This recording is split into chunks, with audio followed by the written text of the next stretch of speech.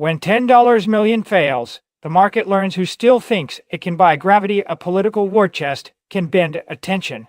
It can distort a race. But it cannot always manufacture consent. Fairshake's Illinois setback reveals a deeper truth. Money is powerful until it meets a voter who refuses to be priced like a line item. You see the paradox immediately, don't you? The crypto industry built a machine to pressure lawmakers, then discovered that politics is still made of human memory, local resentment, and public want. Instinctively, $10 million can roar through the airwaves. It cannot guarantee obedience. And when that lesson arrives in public, it arrives with embarrassment. We should be honest about what this means. Fairshake did not stumble because it lacked capital. It stumbled because capital is not omnipotence. That distinction matters. In markets, in politics, in life, people confuse size with control right up until reality collects the invoice. The Illinois race was supposed to be one of those clean demonstrations of strength. Spend heavily, shape the field, punish the candidate who resists your preferred policy direction, and remind everyone else that defiance has a price. Simple theory, elegant theory. And then primary voters did what voters occasionally do when they are not hypnotized by the script. They chose their own hierarchy of concern. That is where the real story begins. Fairshake's loss is not merely about one candidate winning, despite opposition spending. It is about an industry learning that political leverage has a ceiling. You can buy saturation. You can buy repetition. You can buy fear, suggestion, contrast, and silence around your own motives if you are clever enough with aid targeting and broad enough with your mess. Aging. But you cannot fully purchase legitimacy, and legitimacy is the asset all campaigns want but almost none can print. The crypto sector has spent years arguing that it represents innovation under siege. There is truth in that claim, at least partially. New industries always collide with old institutions that fear displacement before they understand utility. The banks feared Bitcoin before they understood settlement finality and self-custody. Regulators feared it before they understood how little control T actually had. Politicians feared it because decentralized systems make centralized power look slow and expensive. But fear cuts both ways. When an industry turns its treasury into political artillery, it stops looking like a movement of builders and starts looking like another interest group.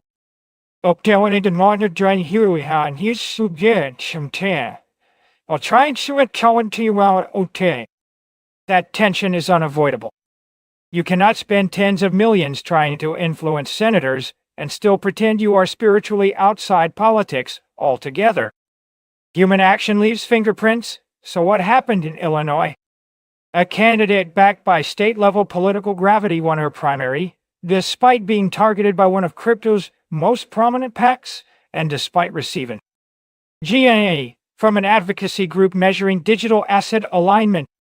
We should pause there for a moment. What does an FA mean in this context? Not understanding, not neutrality, not ignorance, a judgment. And judgments have consequences only when people believe the judge has authority over their future. Fairshake clearly wanted to make Stratton expensive for crypto skeptics everywhere else to support or ignore at their own risk later on. That part worked as theater, even if it failed as outcome engineering in this race, specifically. Because now every office holder watching understands something important. Opposition may bring money against you, but support may bring more money for someone else next time if you cooperate. That is not just campaign strategy, that is incentive design. And incentives are where politics reveals its soul. Here's the first hook inside the hook. If money cannot always win primaries in safe partisan terrain, what exactly is it buying? Influence, sometimes. Access, certainly. Deterrence, more often than people admit. Fear, absolutely. Certainty, never. That last one matters most. The crypto lobby's broader campaign has become one of Washington's most visible examples of concentrated political spending, aimed at shaping legislative outcomes through selective pressure rather than ideological persuasion alone. Fairshake's model is blunt but effective in many cases. Identify vulnerable races where one side has structural advantages. Pour money into ads that exploit weaknesses unrelated to crypto. Either remove hostile voices or reward friendly ones. Then let elected officials absorb the message long after election day ends. It works best when people already have weak local ties or low name recognition. It works best when turnout dynamics are thin. It works best when voters are already searching for permission to dislike someone else. In other words, it works best where uncertainty already exists. But Illinois reminded everyone that uncertainty does not equal submission. Stratton's victory also exposes another uncomfortable layer. Campaigns often pretend their attacks are about principle, while actually depending on emo channel framing far removed from policy nuance. If voters hear crypto innovation but see outside money, then the battle shifts instantly from technology to sovereignty, from economic future, local dignity, and suddenly the attacker looks less like a visionary and more like an intruder with a checkbook. People do not merely evaluate arguments, they evaluate who gets to speak inside their house. And yes, politics is a house built on symbols before laws ever get written into statute books. Fairshake celebrated wins elsewhere in Illinois. 3 pro-crypto candidates advanced while 1 did not, which tells us something important about how modern influence operates. Victory does not need to be total to be meaningful. Partial wins can preserve momentum. Selective losses can be framed as exceptions. Narratives survive better than scorecards when enough money keeps moving through them. Still, there was damage here, real damage, the kind no spreadsheet likes admitting out loud. Because once you spend more than 5% of your war chest on a single target and fail publicly, 2 questions emerge immediately. First, whether your adding model misunderstood the electorate. Second, whether your opponents now feel emboldened enough to resist future pressure more openly because they have seen blood in the water. That second question matters more than most people realize. Politics runs on expectation as much as resources. If lawmakers believe opposition spending will reliably destroy them, many will preemptively conform, without ever being attacked seriously. If they believe some battles are winnable against major spending blocks, resistance becomes rational again. One successful defense can alter behavior far beyond one seat or one state. This is why Fairshake's setback resonates beyond Illinois itself. It changes perceived probability, and probability changes action long before legislation does. We should also look carefully at how Fairshake frames itself publicly. Support pro-crypto policies, and we will show up big. Oppose American innovation, and we will show up big. Message received at both state and federal level. Strong language sounds decisive, because certainty calms allies and intimidates rivals. But beneath that confidence sits an older truth. Every organized interest wants lawmakers to internalize costs before voting against them too often or too loudly again. That is lobbying stripped of romance, not persuasion alone, consequence management. Yet consequence management becomes politically dangerous when citizens begin seeing every issue through purchased allegiance rather than genuine conviction. Then democracy starts resembling a pricing mechanism for influence instead of an arena for deliberation about public goods. Which raises an obvious question. If every faction buys its way into relevance, who exactly represents conviction anymore? Look closer at Fairshake's strategy, and you see why this question matters so much right now around crypto specifically. The sector has matured from outsider curiosity into institutional contender status faster than many expected. Exchanges became political actors, founders became donors, venture firms became war chests with talking points attached, regulatory disputes became campaign assets, legislation became leverage over careers instead of merely rules over markets. That progression was almost inevitable. Once Bitcoin proved resistant enough to survive repeated attempts at dismissal by banks, media cycles, and policy makers who kept mistaking temporary volatility for permanent irrelevance by informed criticism, whenever possible, regarding everything else pretended to substitute for sound money. The original protocol never needed lobbyists to exist. Human institutions around it eventually produced lobbyists because power hates decentralization. Unless decentralization becomes expensive enough to ignore no longer. And here lies another contradiction worth holding quietly. Bitcoin requires no permission, but Bitcoin-adjacent policy almost always does. So once companies build business lines around digital assets beyond Bitcoin itself, custody layers, token trading, stablecoin rails, speculative before issuance, venture portfolios masquerading as ecosystems, they inevitably enter regulatory combat zones, where lobbying becomes defensive necessity rather than philosophical betrayal.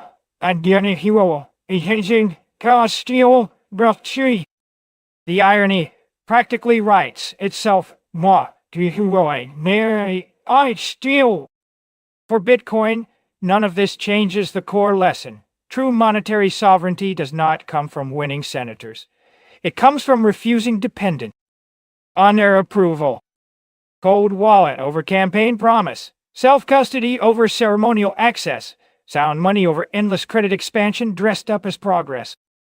Still, we should not reduce Fairshake's story simply into industry bad or money useless.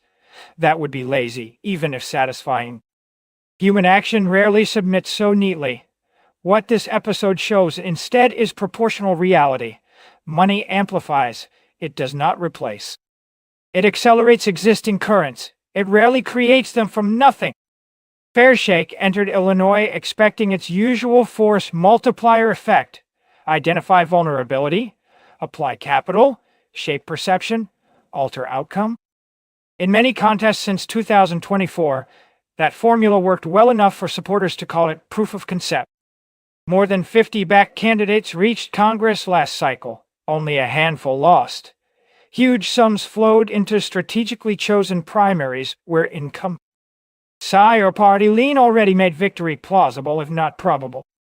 That pattern encouraged confidence, and confidence, untested too long, begins calling itself wisdom. Yet politics punishes vanity faster than finance sometimes does, because finance allows exit. Politics leaves scarred. Another micro hook here.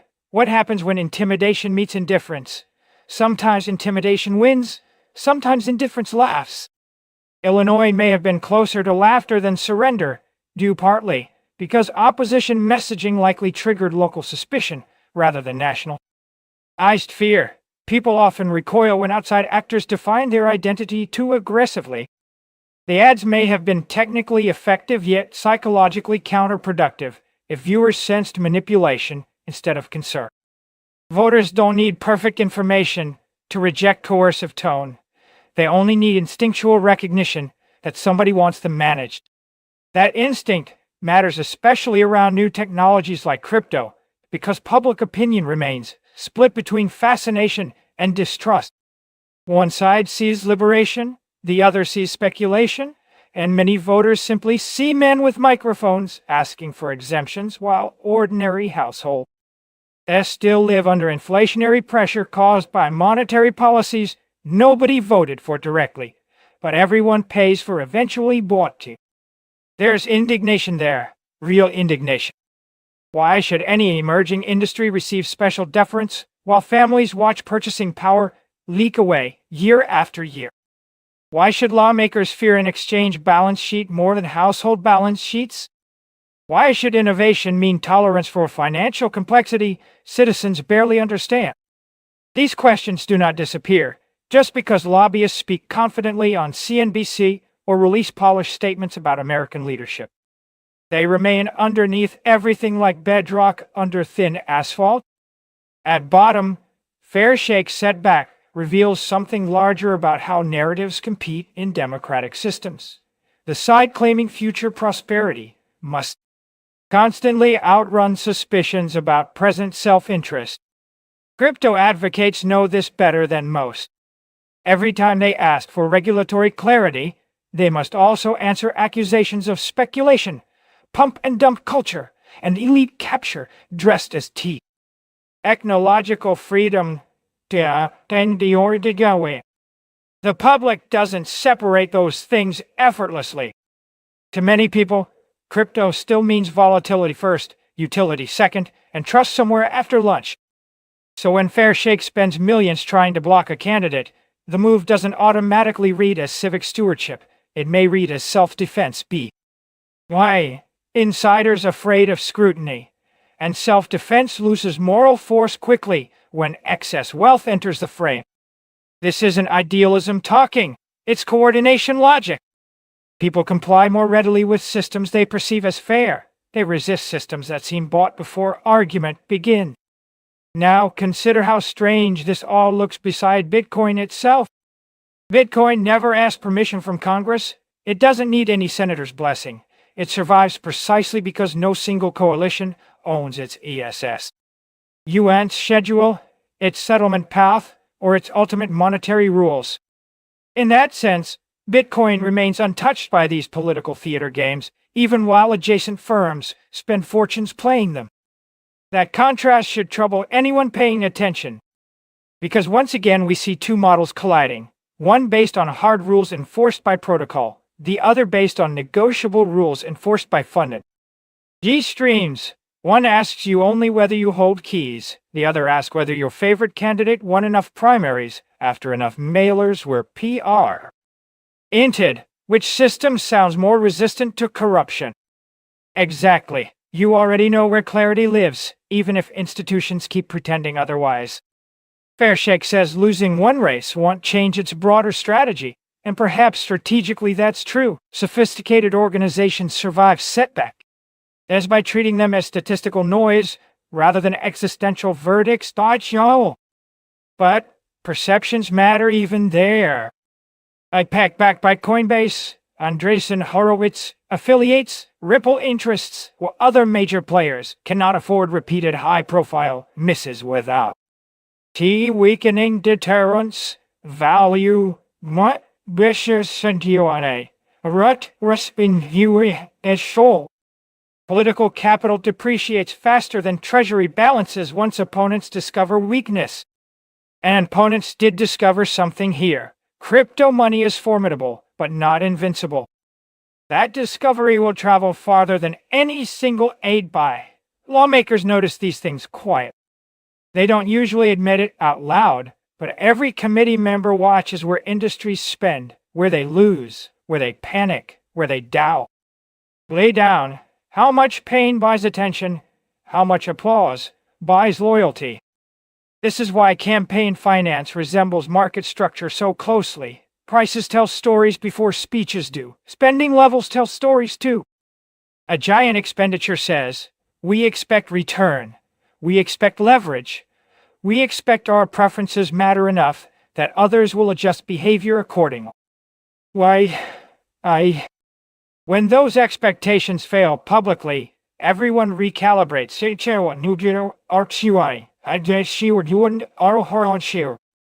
Some tighten their defenses. Some smell opportunity.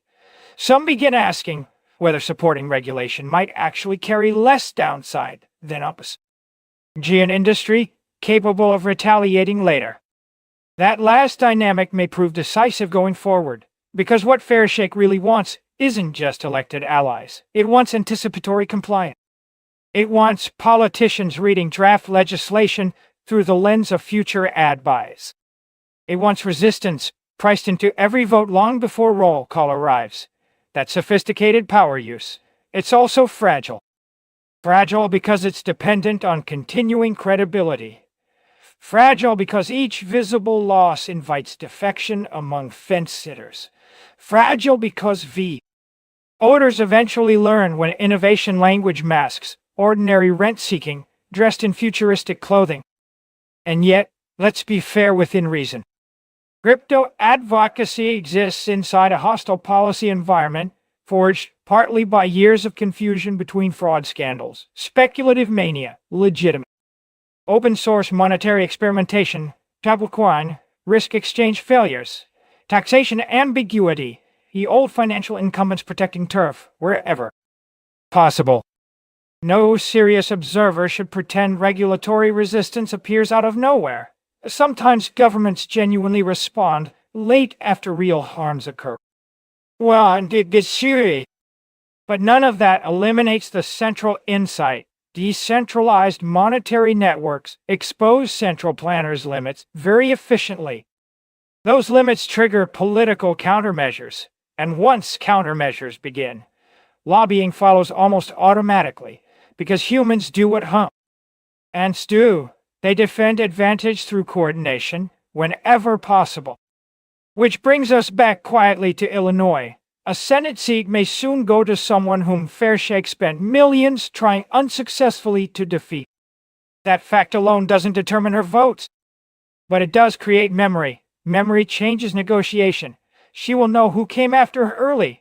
They will know she survived anyway. Mutual recognition hardens positions more often than people expect. Sometimes competition produces moderation, sometimes spite, sometimes strategic distance disguised as pragmatism. Nothing about this path guarantees cooperation. So yes, Fairshake lost ground here, but perhaps more importantly, the public got another glimpse behind modern influence machinery, not heroic reformer.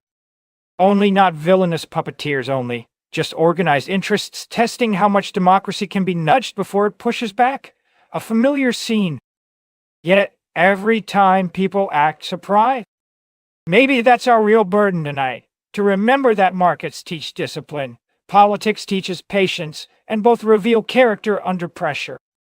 Money can amplify conviction, but conviction must already exist somewhere beneath it. Bitcoin understood this early. A rule nobody can bend beats promises made by institutions seeking applause from systems built on dilution. That idea remains uncomfortable precisely because it's simple, and simple truths embarrass complex empires. So we leave this episode with its quiet confession. $10 could not force certainty where voters sense dependence. A powerful pact discovered resistance, and behind all the tactical noise stands one enduring question. When influence must be bought so visibly, what exactly was ever freely belayed? Evid?